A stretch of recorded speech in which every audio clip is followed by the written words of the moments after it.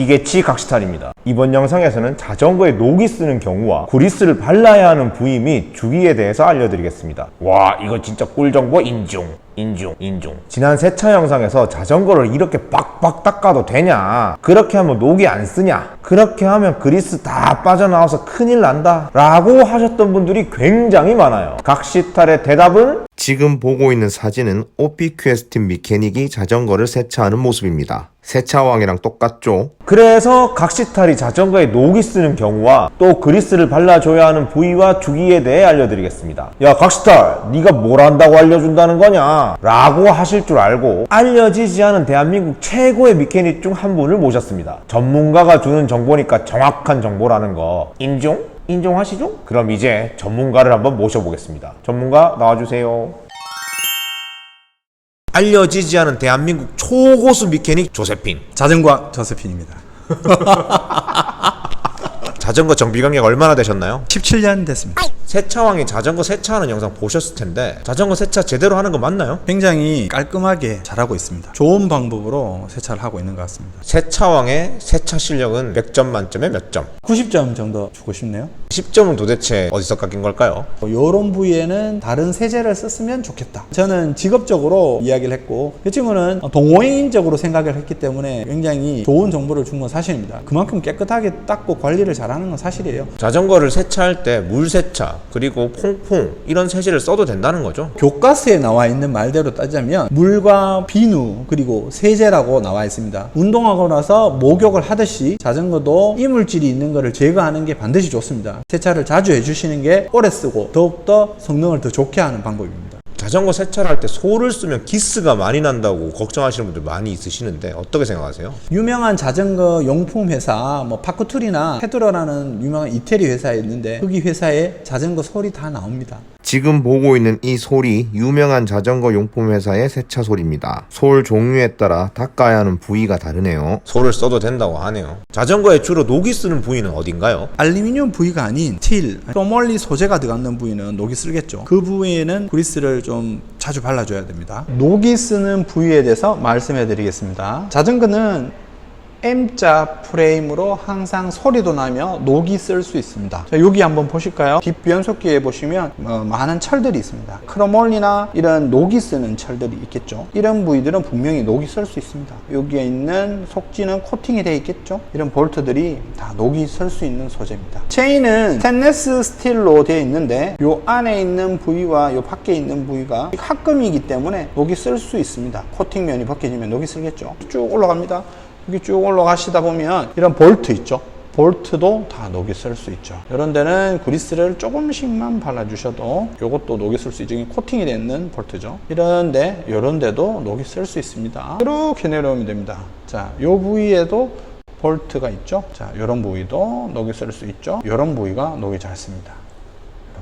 이런 부위 쭉 올라가면 자, 이 부위 볼트.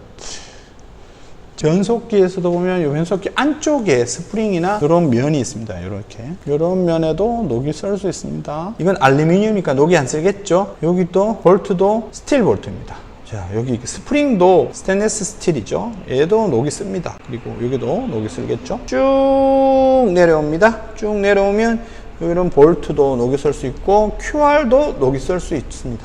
똑같이. 그럼 카본 소재 같은 경우에는 녹이 쓰나요? 카본은 절대 녹이 안 쓸죠. 세차하고 나서도 건조를 잘 시키고 나서 그리스를 한번 뿌려준다든지 발라준다든지 하시면 녹 쓰는 부위는 문제가 없겠습니다. 세차할 때 자전거에 물이 닿으면 틈새로 그 물이 들어가서 그리스를 다 녹인다는데 그 말이 맞나요? 절대 그렇지 않습니다. 저가형 그리스를 쓰면 틈새로 물이 들어가서 녹이는 경우도 있겠죠. 금지 품목으로 되는 게 WD나 이런 거를 방청제라고 합니다. 그런 걸 뿌릴 경우에는 그리스를 녹일 수가 있지만은 요즘 세제로 하여금 그리스를 녹이는 경우에는 PB 외에는 거의 없다고 제가 생각하고 있습니다. 그리스를 발라줘야 하는 부위는 어딘가요? 그리스 발라줘야 하는 부분은 연결 부위는 무조건 그리스를 발라줘야 됩니다. 그리스를 다시 발라줘야 하는 주기는 어느 정도인가요? 제일 중요한 질문인데요. 통상적으로는 3개월에서 6개월이라는 교과서에 내용이 있지만은 우중 라이딩을 했을 땐 반드시 세차를 해야 됩니다. 우중 라이딩을 하고 세차를 안 하면 생기는 일. 우중 라이딩에는 모래 성분이 끼기 때문에 우중 라이딩을 한 후에는 반드시 확인을 해야 하는 게 첫 번째 원칙입니다. 3개월에서 6개월 사이에 한번 확인하는 게 중요합니다. 녹쏘는 부위는 그리스를 다 발라줘야 되는 부위죠. 허브는 뜯어서 확인을 해줘야 됩니다. 정비 주기는 3개월에서 6개월에 확인을 해서 정비를 해야 되냐, 새 그리스를 넣어야 되냐 하는 거죠. 앞 허브도 3개월에서 6개월이죠. 폴리가 있습니다. 이게 가이드 폴리라고 하죠. 텐션 폴리가 있습니다. 그리스만 약간 바를 수 있도록 되어 있습니다. 스프링은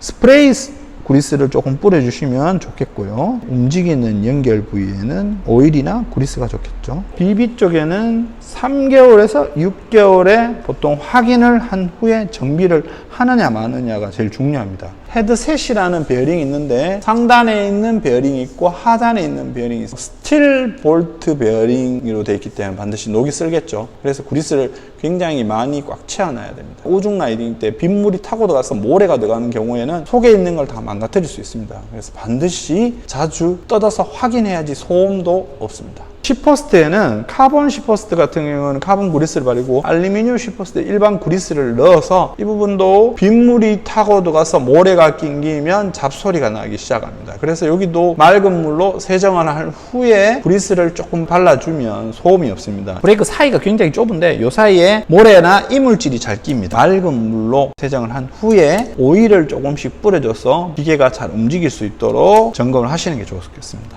각시탈의 정리. 자전거 세차는 세제를 사용해서 물 세차를 해주면 부품 내구성에도 좋고 성능에도 좋다. 우중 라이딩 후에는 반드시 물 세차를 해야 한다. 자전거에서 녹이 쓰는 부위는 스틸이나 크로몰리 소재다. 카본이나 알루미늄은 녹이 쓸지 않는다. 녹이 쓰는 부위에 그리스를 발라주면 된다. 그리스는 3에서 6개월 주기로 확인을 하고 정비를 하되 우중 라이딩 후에는 반드시 확인을 하자. 영상 마무리. 자덕들이 자전거를 아끼는 마음은 똑같다. 지금까지 스스로를 믿지 못해 샵의 정비 및 관리 맡기는 각시탈이었습니다. 빠이.